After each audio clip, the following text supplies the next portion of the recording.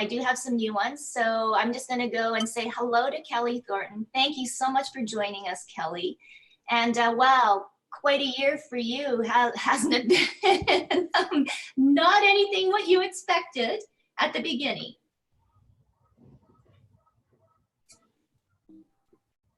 Maybe just need to unmute.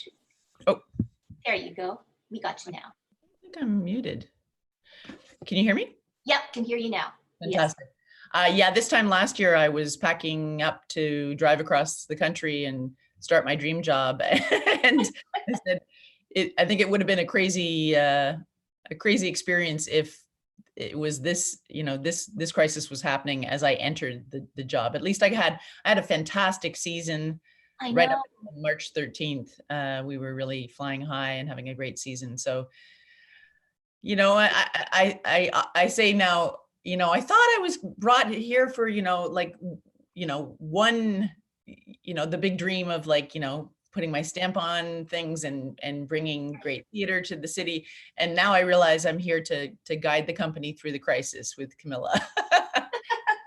It's a pretty surreal time for us, but you have to kind of accept it and plan for the various scenarios of the future, as I'm sure all of my colleagues on this Zoom chat will reveal. We're all kind of trying to prepare for multiple scenarios and accepting every day as it comes.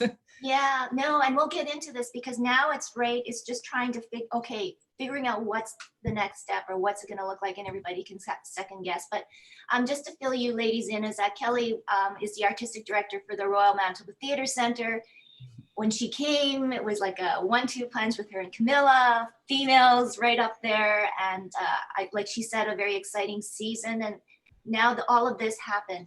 I guess, Kelly, what was it like when you had to make that decision to shut down, or was it just like a no-brainer? Like, it was March 13th, Friday the 13th. I think I think we will all remember that day. Our show, A Thousand Splendid Suns, was on the stage, ready to tech. It was all the actors were in their costumes for the dress rehearsal, and we were upstairs. Our colleagues in Alberta at the Citadel Theatre in Edmonton the night before had shut down As You Like It, which was on our stage in January. And I was like, wow, that's a major moment. But I think it was, everything moved so quickly on the 13th of March that, we started in the morning thinking one thing and promising that, we're going to keep our eye on the news. And by 4 o'clock, we had to cancel the show. And there was a lot of tears, a lot of it's a very painful thing. Art is it's beautiful and fragile and perfect. And we were so ready to launch it to the world. And then everybody had to just be sent home. So, and then, 2 weeks later, we were looking into the future of starting the rehearsals for Legend of Georgia McBride, and we knew that was going down too. And March 13th seems like 7 years ago now. It's amazing how quickly the world has changed and adapted to this new normal. And then the Fringe went down recently. Yeah, talk a little bit about that, because is like what hundreds of volunteers look forward to, in the summer. Yeah, I was talking to Chuck this morning because I said, I really want to give some numbers to see the scope of the volunteerism. So Chuck sent me some numbers. He said there's 827 volunteers in the Fringe Festival, covering 4,719 shifts for a total of 18,750 hours. So that's a lot of volunteer power. And that's just in the Fringe. I mean, we have 750 volunteers in our main stage and warehouse season. So certainly disappointing a lot of, beyond the artists, the volunteers, and the general community that looks forward to the Fringe and looks forward to all the festivals that our city has to offer in the summer.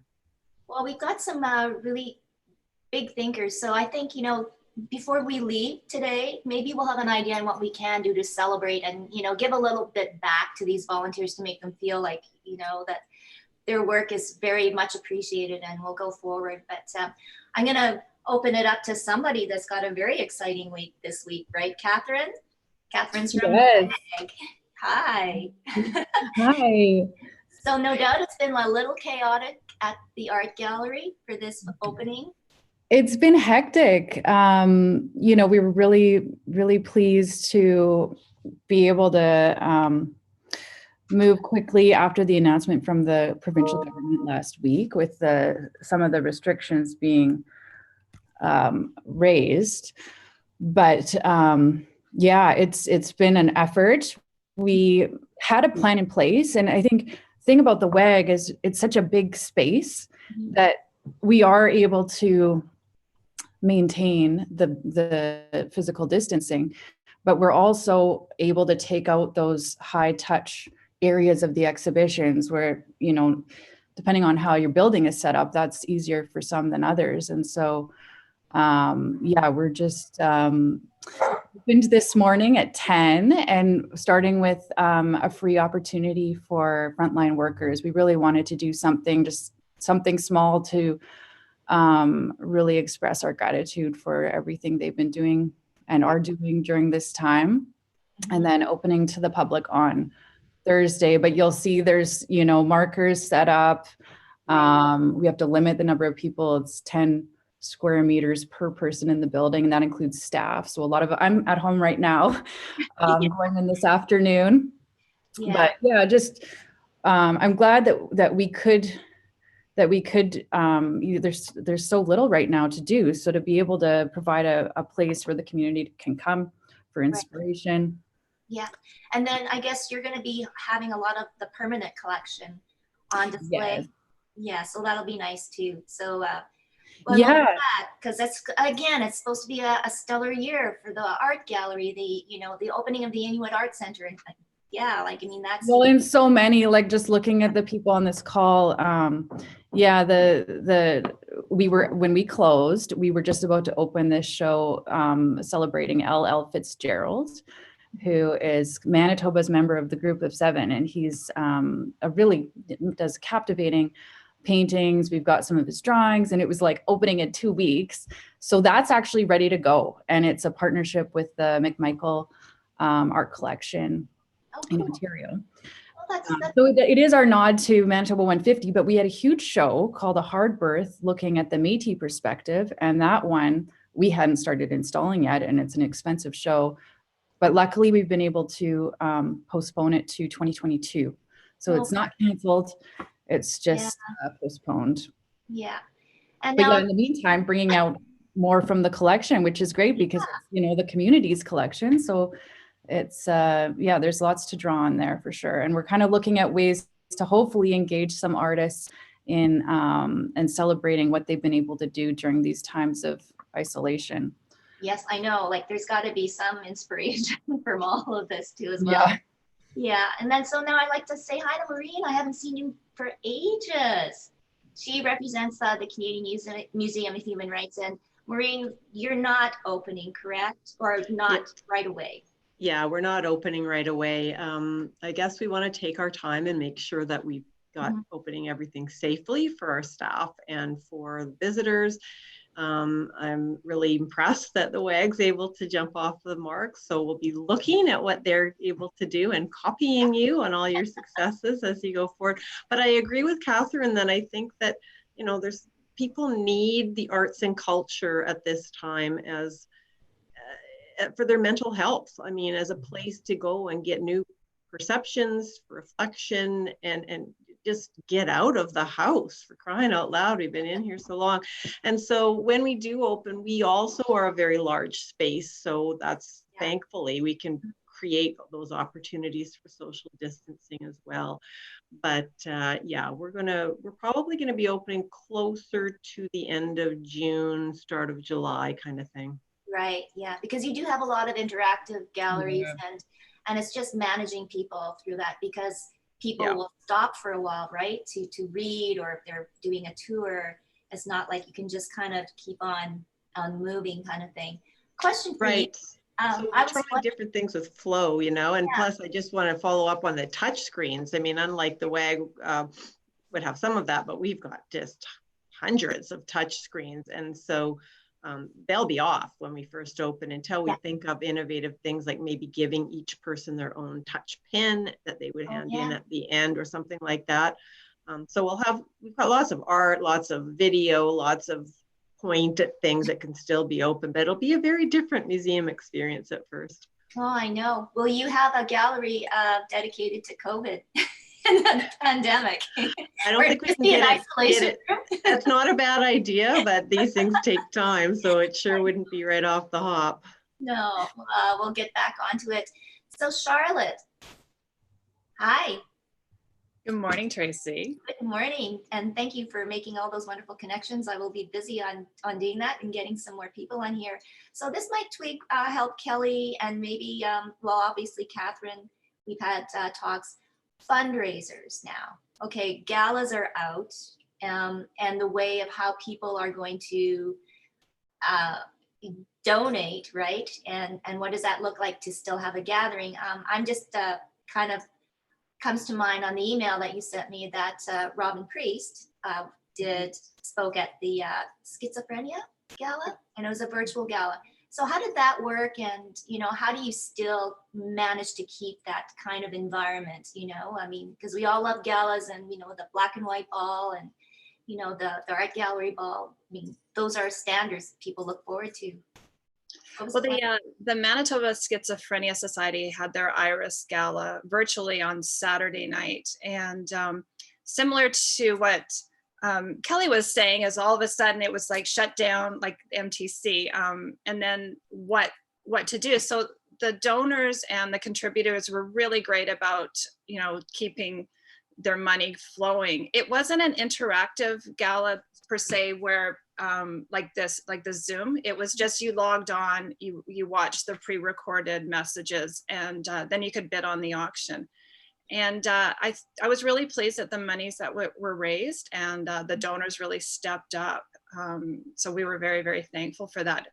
They're, as every other organization, it's an important one, the work that they do in the community for mental health, and especially with them going really strong into peer support for all mental illness. That's their new mandate, as well as supporting those who have schizophrenia and family members.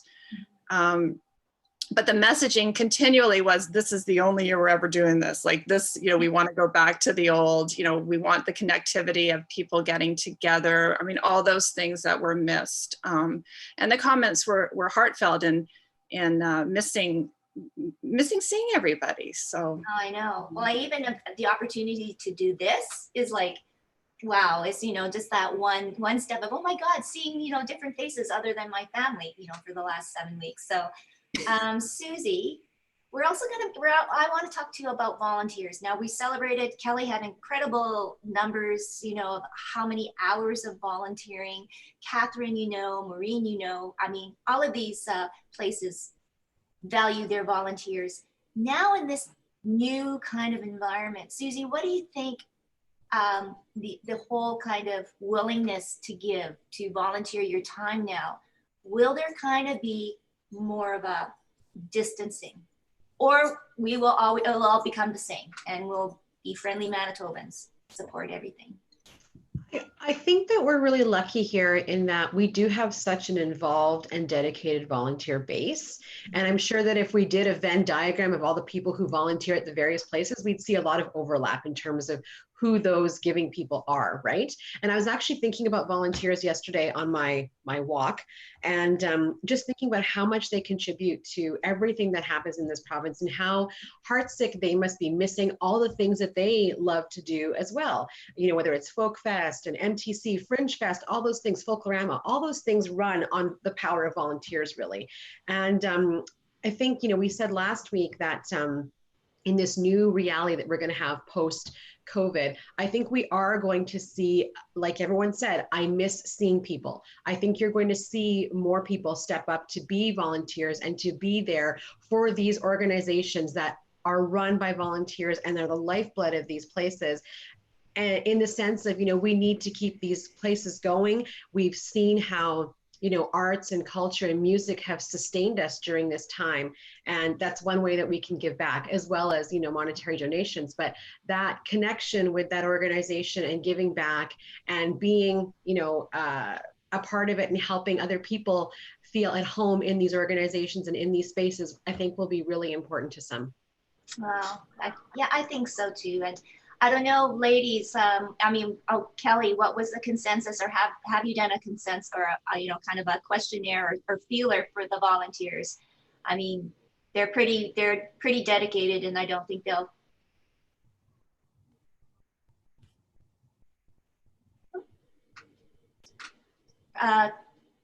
Press you're muted again. Sorry. We did an event in the fall with volunteers just before, like, late fall, November, a volunteer appreciation night, and they made me a cookbook of all of them of, handwritten recipes. So these are like passionate people, and they were coming up to me, different people introducing themselves to me, saying, I've been a volunteer for 40 years. I've been a volunteer, like I knew John Hirsch, the founder of MTC. So these are people that, like, it's been their lifeblood, this has been their lives. So, I feel for them. I wrote after we canceled the Fringe, I was like, I need to reach out to the volunteer base, both the main stage and warehouse, plus the Fringers, just because I know they must be suffering. I think passion is one thing, and I think health is the other, and some of them are older, and so there's a vulnerability in terms of their age group that is real. But I think I think we now have this kind of reflex inside of us to have this social distance. I walk a lot in my neighborhood, and we just kind of naturally back away from each other. So I think our bodies are starting to be really trained to understand how to not get too close. But like, theater is a very different beast than opening the museums and the galleries. I envy you guys, because getting 800 people into the main stage theater is a bigger challenge for us. And it certainly won't be, probably even the second wave of openings.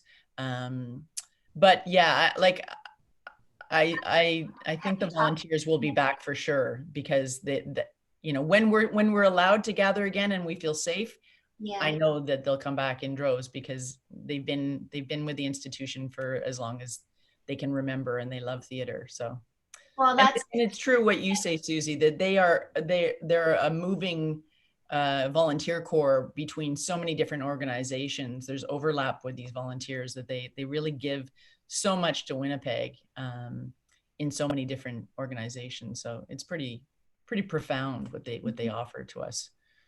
Well, we only hope to, because I know that in the arts and culture, the volunteer age bracket is older, and we're always struggling to find the young ones. So maybe Maureen, because I'll switch over to the Human Rights Museum, finding volunteers and finding that younger group that is going to take the torch and keep it going. That's a big secret, that's a big secret to success for this whole volunteer movement. How does it work at the Human Rights Museum? Oh, we really don't have that much problem getting those kind of volunteers. Like everyone else, I'd say there's a big core base that are a bit older, retired and wanting to give back. But I think perhaps the nature of the subject matter of the museum, there's a lot of young people who are very interested in social justice and human rights. And these days as well, most students need volunteer experience for their resumes, etc. And so we try lots of different things in summers. We even had younger teenagers, children of staff members were able to volunteer when they were like 15 and that. So important, that diversity. Also getting people with different abilities in as volunteers is super important. And that's another focus that we're really trying to see, so that people can come and sort of see themselves reflected. Diversity and racial diversity, gender diversity, all that kind of thing is important. Yes, well, we definitely have to point our attention to those groups too. Nanette, you've got some teens now. I mean, volunteering, you know all about it, but how do your kids feel about volunteering? Oh, they love volunteering. My daughter, in fact, she started at the dance studio. Like, this is a smaller scale, of course. At the dance studio, she volunteers as an assistant in the classes, and now she's gone up to actually being part of the junior staff, and she's working her way up that way. It's a really great way to get your foot in when you really want to get it in touch with the organization and is see how it runs, see where you can fit, see where you can help, and work your way into that. But going back to teens volunteering in the bigger sense, Grant Park, where my children go, is we're very much into performing arts. My daughter's a dancer, and she and many of her castmates were absolutely heartbroken when we had a production of Hello Dolly that we were preparing for. And when we had to cancel that, the kids were just absolutely devastated. But this is also a really great group of kids who are very outgoing, who are, who would love to keep at that, the arts, keep their foot in the door, keep them active in that. And so they are a great, like, they would, if they knew how to get into volunteering in different, for the Fringe, for the art gallery, for theater center, absolutely they would be right in there.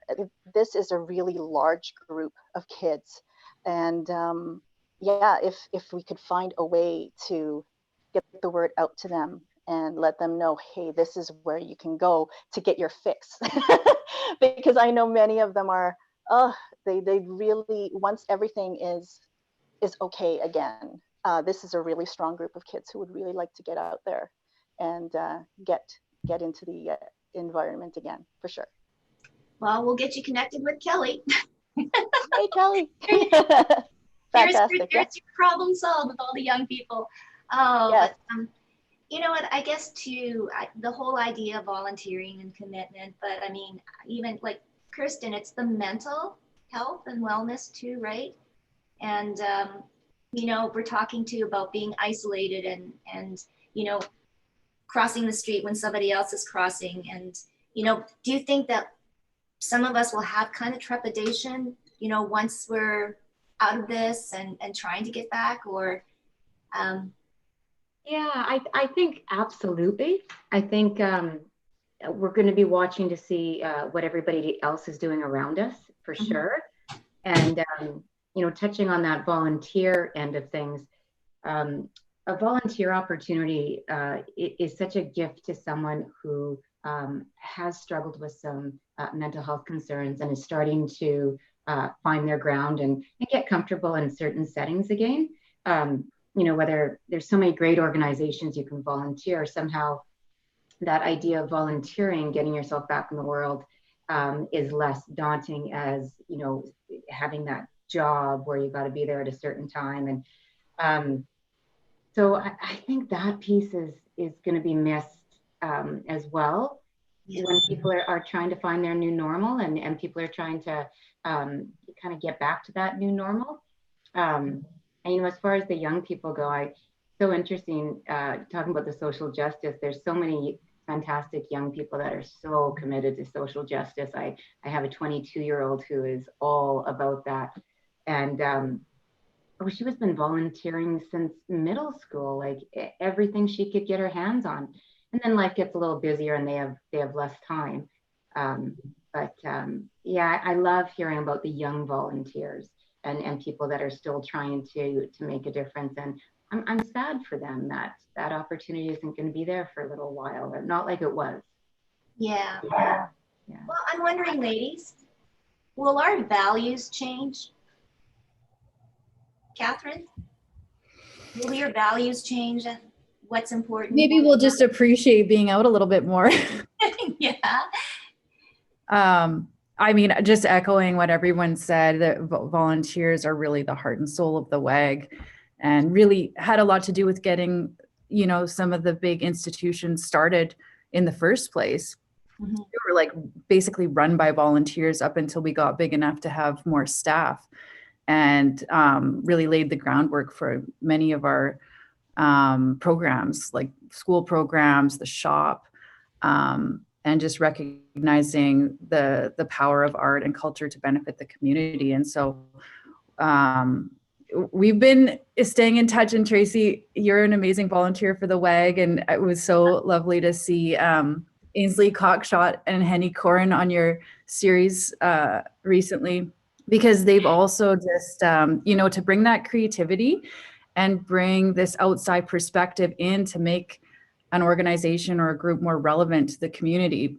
Henny, actually with Hazel Boris, activated Art and Bloom a couple of years ago, this like major floral art extravaganza, and it was really community led. So they're bringing events that, you know, we'd never be able to do for everyone to enjoy without. And so we've been really happy to see and to see what MTC and CMHR have done in terms of their digital programs during this time. It's so inspiring, and we've been doing the same with WAG at Home. And I've been noticing a lot of the volunteers are some of the ones who are really engaging most with content. I know Ainsley basically had a whole gallery of her at-home creations, and just so uplifting to see. And so that's certainly been one way to stay connected during this time. Yeah. And then start getting back to Kelly now. We haven't even touched on the actors, the acting community that have now, a lot of them have lost their livelihoods. I mean, you know, especially with the Fringe, so many of those outside things that have happened. What can we do, or what has happened to that community? Are they, you know, doing stuff online? I mean, doing little,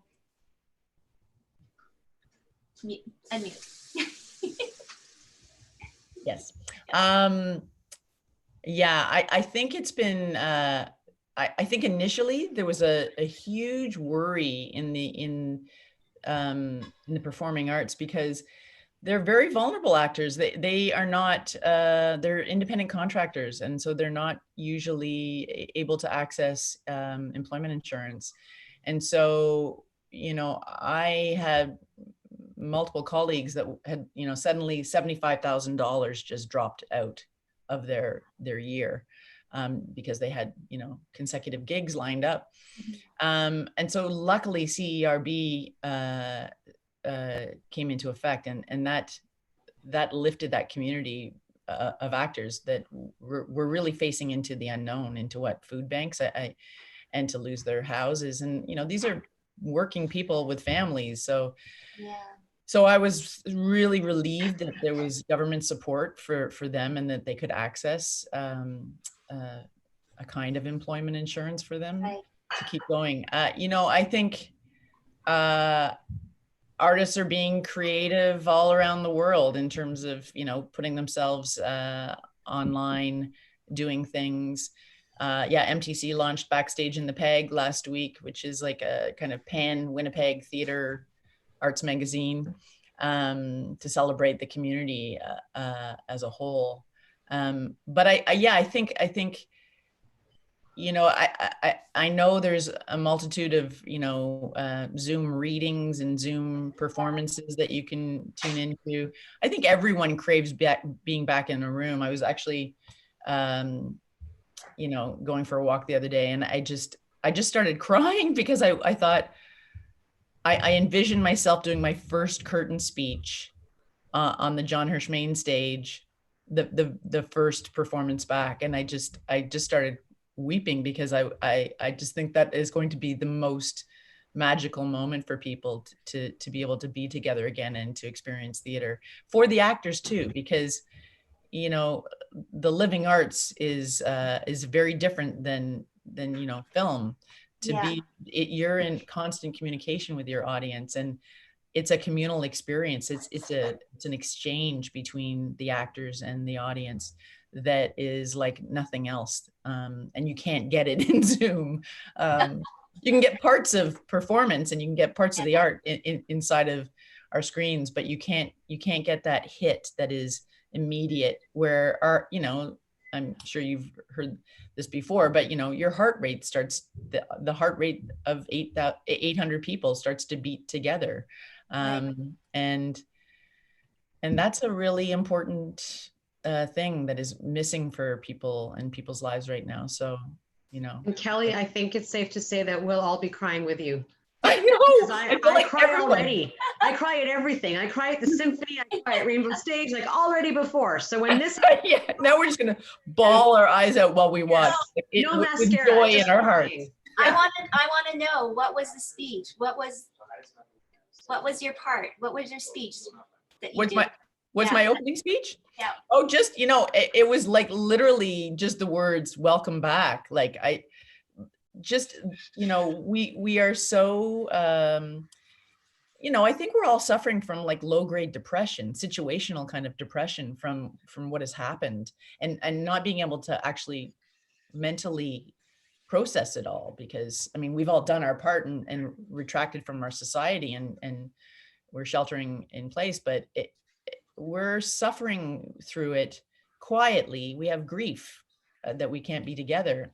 And so, yeah, just it, like literally the words welcome back. I'm so pleased to welcome everybody into, like, you know, it seems surreal, but it's the day will come, and hopefully sooner than later, you know, like we're obviously, we're very lucky. I moved from Toronto to here, and Toronto's a very, I talked to colleagues in Toronto, and they have a very different mindset. Like we're very lucky to be in Winnipeg. We have, you know. Well, they're not even open yet. I know, and we have so few cases now, and I think we got behind it so quickly, with only 3 cases reporting at that point, that, you know, on March 13th, that I think, I feel like we can recover sooner than some places in this country. And, you know, I have to remain positive and focused that we are going to, I know we will come back in droves, because from moving here, from being an outsider to Winnipeg and coming back to Winnipeg, coming into Winnipeg, just, I'm blown away at the commitment and passion of, you know, the volunteer corps and the audiences and the philanthropists. This is a community that has, you know, is so proud of the arts and culture in the city. And they, you know, I think I'm sure we all know how our supporters are rallying around us and sending us emails, and, you know, I still have subscribers subscribing, and donors donating. And that's a community that is like committed to the success of our organizations into the future. So well, and well, you know what, if we can get on the board and open all of the arts and culture before the sports, then we might get that little, Maureen's giving a thumbs up. So Charlotte, so now spinning off of what Kelly said, that we're all kind of in this semi kind of depression, the D word. What are your feelings and comments? Well, Kirsten and Robin and I talk a lot with the peer supporters that we have been training or we're supporting, that this is the great leveler. It's the whole world has experienced some form of mental health challenge through this. And so many of us truly believe that there's going to be more empathy towards those who are struggling going forward, because those comments of, you know, just snap out of it or just go for a walk, you'll feel better, have new meaning with so many more people who have gone through struggles themselves.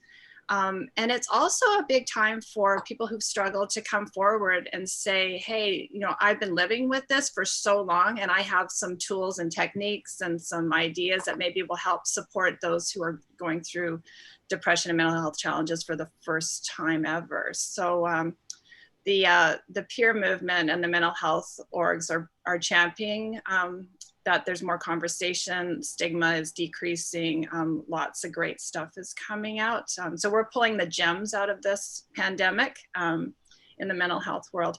And then we go back to that, changing the languaging around, instead of saying like the social distancing, we're saying social connectedness in spite of physical distancing. So really trying to stay together through Zoom or phone calls or whatever, just to stay socially connected. So, well, Catherine, too, the Maud Lewis exhibition, it'd be great timing. Yeah, like, so give us a little bit of if there's any updates and what's going to happen with that. We're just right in the thick of it right now. This is another big show on loan from the McMichael Gallery, and it's celebrating Maud Lewis, who was better known as a folk artist, but just a very talented artist who did deal a lot with mental health, and she grew up in Nova Scotia. So we thought,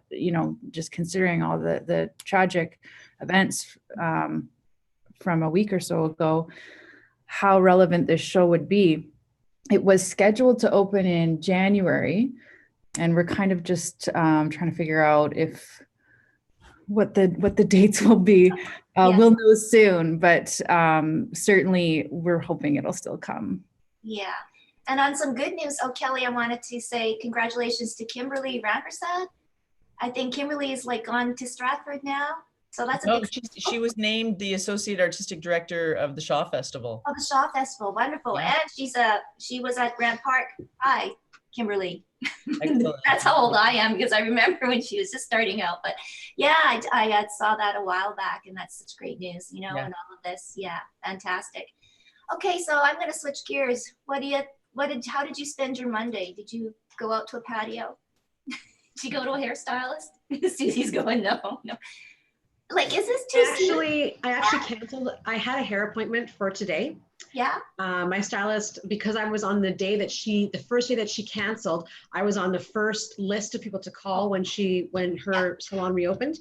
Yeah. And I initially said yes. I would take the appointment because I just didn't know, what all of this would mean. And I thought, okay, like I have an appointment later on this month if anything changes.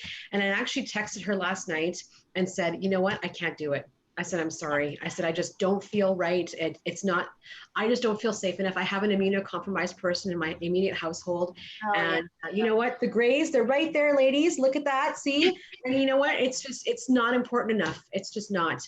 And I'm still only leaving the house for essentials, which is like grocery shopping.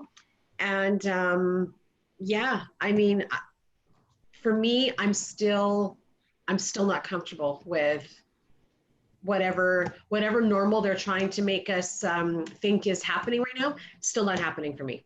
No. I was thinking about that today because the museum actually did a social media postings on Twitter and Facebook yesterday saying patios are open today. What are you worried about? What are you hopeful for? And there was quite a good response, but quite a lot of people were going, no, stay home. And it makes you think, well, obviously after 2 months of people saying stay home, stay home, stay home, and you're internalizing that, you can't just switch gears and pivot and go, yeah, I'm out there supporting the businesses. Yep. So for all of us contemplating opening, there's that fine balance, right, between what do we offer, and if we do, is anyone going to even come? Because you gotta, it's a very mental process going on here. So I'm just glad that I decided to let my gray grow out before this even. Exactly. See, there we go. Ahead of the curve, Maureen. Yeah. Nanette, I love it. Nanette, yes, she's no shame. Oh, well, you know what? I did an Instagram poll on my story yesterday and asked everyone else, is everything open? I said, do you have a hair appointment booked this week? Or are you going to take a hair appointment, whatever it was? And over 90% of people said no. Wow. So I was impressed by that. And I feel like, there's a lot of people, like Maureen said, who are on that same page that are just like, nope, it's too soon.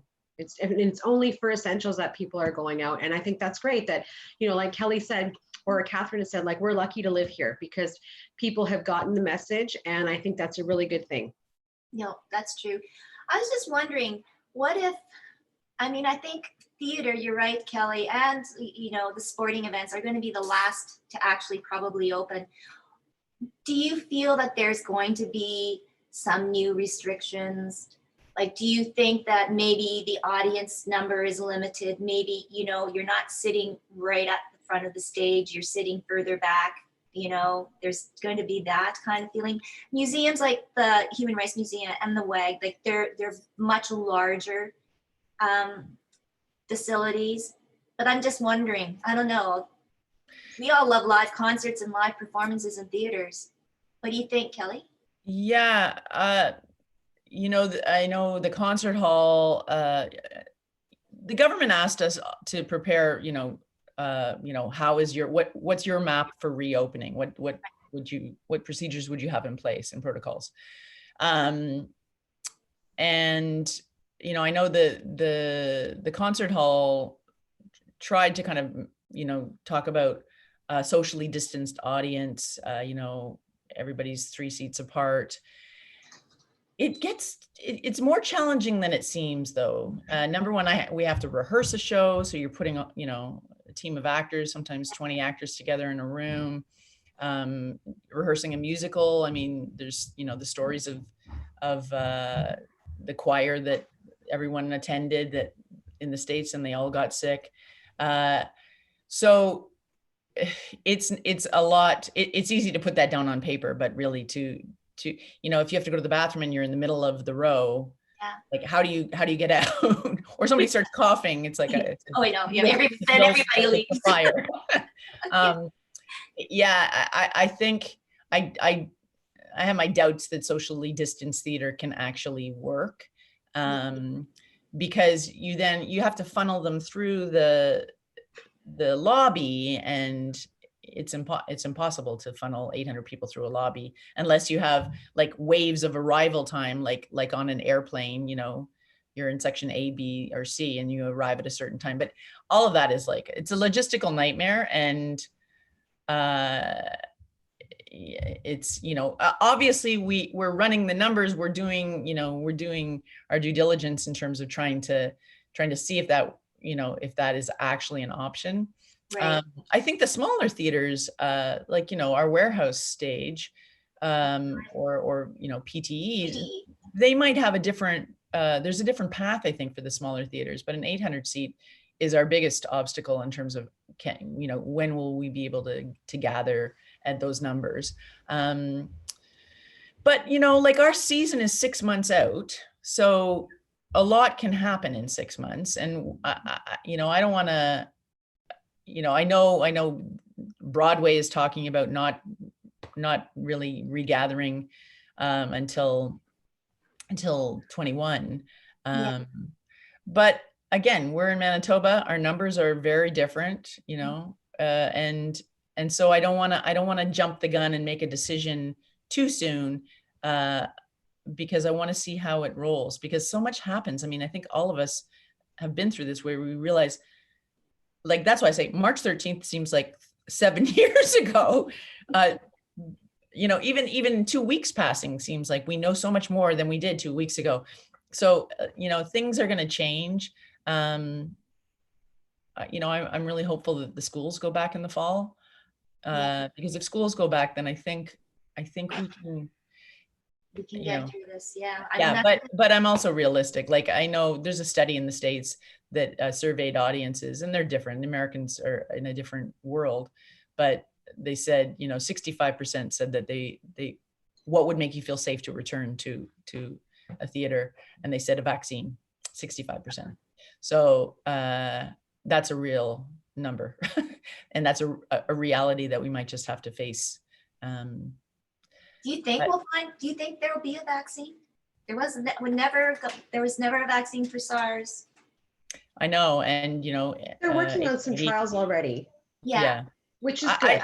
I feel like people, I feel like I'm giving all my good energy to the scientists of the world that are in the labs right now.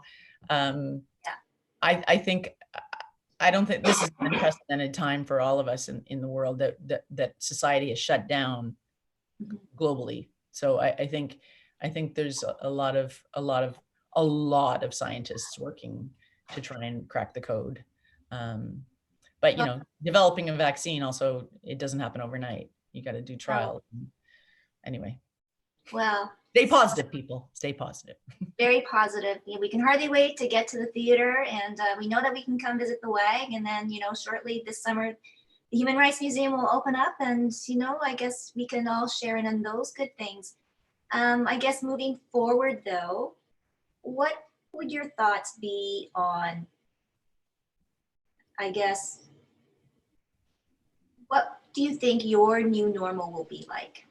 Will you freely go into all of these places, or will you pick and choose where you want to go as we slowly, right, plod back? And you know what, I think, again, we'll all be fine. But I kind of look at what 9/11 did and how it affected air travel. Mhm. And here we are in 2020, and we're still like, there's still big time regulations. So, you know, kind of think about what you think at the end of all this, what new restrictions will be, because there will be. You know, and the thing with that, Tracy, is that because I feel so overwhelmed already. Mhm. And so, you know, like, I can't remember who was saying it, but like I vacillate between extreme optimism and extreme despair. So I try not to guess what the unknowns are, in the sense of trying to figure out what that might be, because I feel like if I'm wrong, I'm only going to be disappointed again. Mhm. And so I try to meter out my optimism with, you know, any little piece of news that comes out that gives me any kind of glimmer of hope to what things might look like. And like even today, there was an article about what travel might look like. And it's like, you know what, I cannot look at that right now. I just can't. We were supposed to be in Vancouver next week to see the Stones for our anniversary. My husband just canceled got our air miles back today. And it was just like, you know what, this is heartbreaking. I cannot give the mental energy to try to think about what might happen when they're going to tell me what is going to happen. And it's completely what I did not think of. So to me, it's an exercise in futility and energy that I need to reserve for what I do know versus what I will never know. Does that make sense?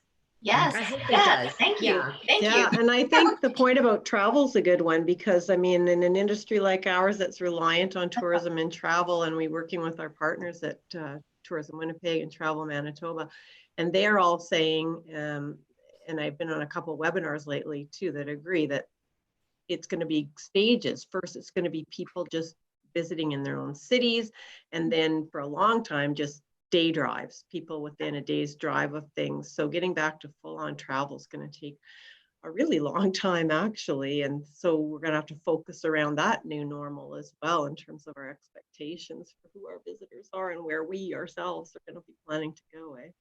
Yeah. No. What about you, Nanette? Oh, me. I am. Oh, I you're love. this. Yeah. You know, I live it. You know, before all of this, I'd already been very picky about where I'm going to go, because I'm the kind of person that just, I don't want to waste my time, right? I can't just go and wander around, and it's and I completely agree about the travel, because I'm still at that point where, okay, what if I go somewhere, I travel somewhere by plane, and then suddenly this thing goes out again and I'm stuck there. I mean, that's where my mind goes. I'm very much like Susie, like just back and forth between, well, okay, optimistic, but Yeah. you know, I can only take it one day at a time.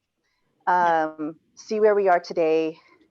No, I did not go anywhere yesterday. I did not want to, you know, it's for me, getting out and life as usual will take a very, very long time. I'm with everyone who says this is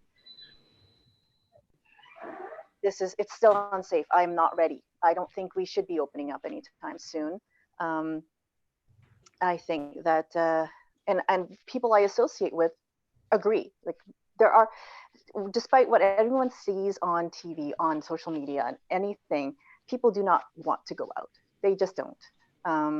This is a big thing. This is huge, and the safety of people, personal safety is still first and foremost, 100%. Yeah. No, home is good right now. No, well, yeah, it's true. I don't know, like Kirsten too.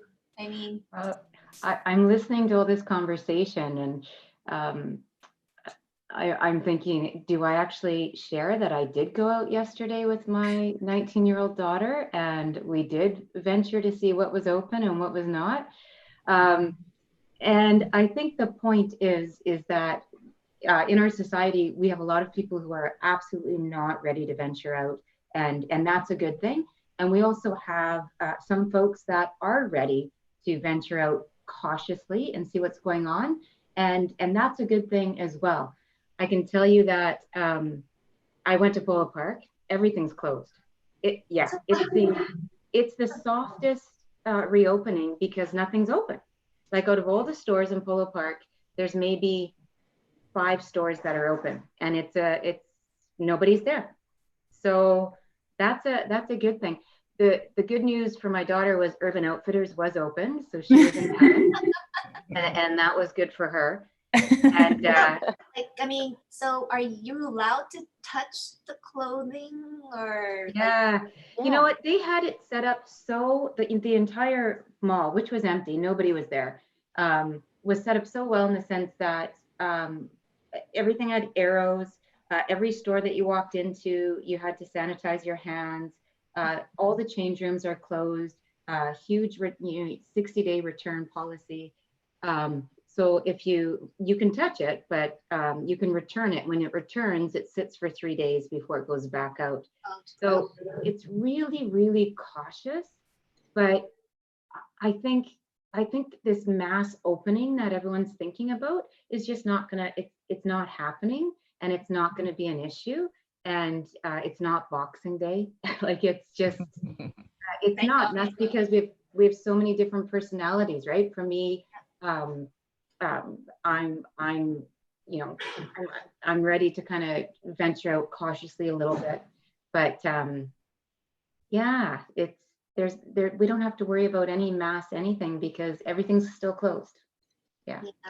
We also have to remember there are people who need to get out for financial reasons or mental reasons or safety reasons if their home isn't a safe place. So not everyone's as lucky as us, I guess, to be able to stay at home if we need to. Yeah. I was talking to my neighbor yesterday who's a school principal, and he was saying that he was talking about the comment that Palliser made about, well, it's already June, so we're not going to really worry about opening the schools, and just a very off the cuff comment, which would make sense to me. But he piped in and said, people don't realize that's a safe place for a lot of kids, and that's a place where they're going to get fed and they're going to get nourished. Both with food and attention, and it's a safe place. So even if they could go back for 2 weeks, for some kids, that would make a huge difference. Yeah. No, it's true. Yeah. It'll be interesting to see what happens with the camps. Because of course I think they're restricted to maybe, is it 12 or 15 kids? Yeah, 16, I think. Yeah. Yeah. And how are you going to do that, right? Because the WAG has summer camps. We're working on it right now to figure out how we can maintain. We were able to launch we have art classes that are in partnership with the Winnipeg School Division in Seven Oaks for kids, and including some who are less fortunate. And so we're still launching those videos online. So it's just whether you've got access to a computer and can participate that way. But yeah, it's a tricky time. I know, in summertime too. And even, does the Human Rights Museum run any summer programs, Maureen? Well, we usually do. I don't think we're going to be contemplating that kind of thing this year. We'll be thinking more just about getting visitors in general. And then the other thing is, even if we did make them available, would people come? So you have to balance all of those kind of considerations. It's hard because I don't think most people will be going away on a summer vacation. I mean, there's going to be a lot of people, right, Charlotte, here in the city, and in these gangs. I was just listening to what Susie was saying. First of all, I wanted to add, and Kirsten, about the mental health piece, that you do what's comfortable for you and your family, and make sure you don't hold any judgment to others around you, because there's you know, for somebody like in Susie's family where there's a compromised member, she has to be so respectful of, you know, what she does and supporting who lives with her. And that's such a big piece that will play out for the whole summer. I was talking about the traveling and for me back and forth, because my second home is in Kenora, and a lot of my friends, because my partner lives in Kenora, they're asking me what's going on there, what's going on there. None of the marinas are open. There's no way to get gas. So even if you could sneak off to your cottage, you can't get your boat, you can't pick up your boat, and you can't put gas in it. So, and they don't know when that's going to change. So for a lot of people, that their cottage is their self-care too, and part of, you know, their holiday, and totally different. So very thankful. I don't have a cottage on an island, or I'd be contemplating swimming to it, but, or canoeing, you know, but yeah, it's going to be very interesting. And you know what, I'll just go back to another thing that Susie was talking about. Kirsten and I and Robin talk a lot about mental health being on a continuum from, you know, having really good days to not so great days. Everybody has mental health. And the one thing that and Susie was touching on a little bit, is just the only thing we can control is ourselves and, you know, what is going on now. And if you can focus somewhat on that, so you're not playing those uncertainties where you're having those incredible swings between, oh my God, to I'm really kind of enjoying this moment by myself or with my family. So yeah, I just, lots going on. And then one other point is in our peer support, we do peer support, online peer support for peer supporters. And yesterday's call, we had people from all over Canada, you know, Nova Scotia, you know, and BC, and all these different stages of what the different provinces are doing. And, you know, and the continual feel of, I'm feeling safe to go back to work, or I'm not feeling safe, or, you know, things aren't in place. And then just really supporting people for making that choice that they're okay with those feelings. And, you know, and let's figure out how to support you best going forward with your job. So I don't know, I can talk all day about mental health. So. Well, that's a big thing. And you know what, going forward and getting us into helping us readjust, we're all going to need a little bit of help. But you know what, thank you so much, ladies, for joining this conversation. It's just so good to see you, but also to hear what you're going through too. And I think if we can, you know, we're going to continue this for now, because obviously we're still staying at home and not going anywhere. But I just encourage you to join in. Like on Thursday, we're celebrating moms. So I hope that all of you can bring a story about your mom, maybe a picture, love to see her, or actually I just invite her, you can send her the Zoom link and she can sign in and join in the conversation. That'd be awesome. So really look forward to seeing you all on Thursday too as well. Thank you so much, Kelly and Maureen and Catherine. Thank you, Tracy. We can hardly wait to support you all. Oh, and by the way, Kelly and Catherine, and maybe Maureen, I might have an idea. Maybe my summertime. I like ideas. Yes, I know you like ideas. But yes, as a treat, maybe a tribute to the volunteers. And we need a big space so we can social distance, but yeah. Okay, I can't wait to hear it. Okay. Well, I'll be in touch. I've got plenty of time. All right. Thanks so much. Thank you, Charlotte. Okay, bye, everyone. And thank you, Susie. Thanks, Tracy. Okay. Bye-bye. Stay safe. Bye, everyone.